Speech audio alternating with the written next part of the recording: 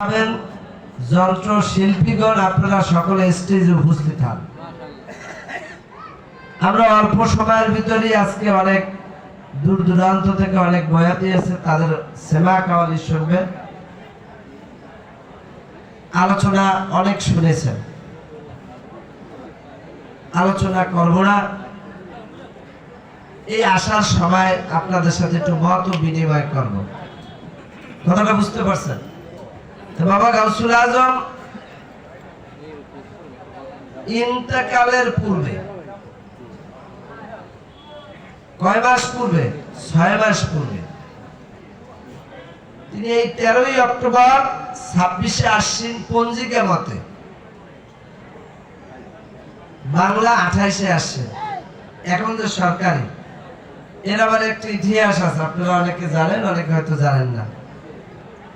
এক সময় এই দেশে চন্দ্র মাস অনুযায়ী বাংলা মাস গণনা করা হইতো। কোন মাসে 31 দিন, 32 দিনও ছিল। 1988 সালে রাষ্ট্রপতি যখন এরশাদ সরকার, তখন উনি সকল মাসকে 30 দিনে করে এটা নির্ধারণ করে দিয়েছেন। ইন্তেকালের কিছুদিন পরে এসেছিলেন, আমরা তো ওই ডেট অনুযায়ী, যে তারিখ তিনি ওফাত নিয়েছেন সেই অনুযায়ী আমরা করি। আমি এই কথাটা বলতেছি এই জন্য যে আপনারা যে কুতুবপুর দরবারে আসেন, হালাল হারাম মাসলা মাসাইলা এই সব কিছুই বাদ দিলাম বলতে এগুলো যে পারবো না সেটা না। আপনার ইমানের কাছে একটা বাস্তব কিছু কথা। আপনি আমি এরকম আমাদের সমাজে বহু মানুষ এখন জীবিত আছে, কালকে ভোরবেলায় শুনবো কেউ একজন কি ইন্তেকাল করছে। এই মৃত্যুটা হলো স্বাভাবিক মৃত্যু। আমার গাউসুল আজম কুতুবপুরি আশ্বিন মাসে ইন্তেকাল করবে,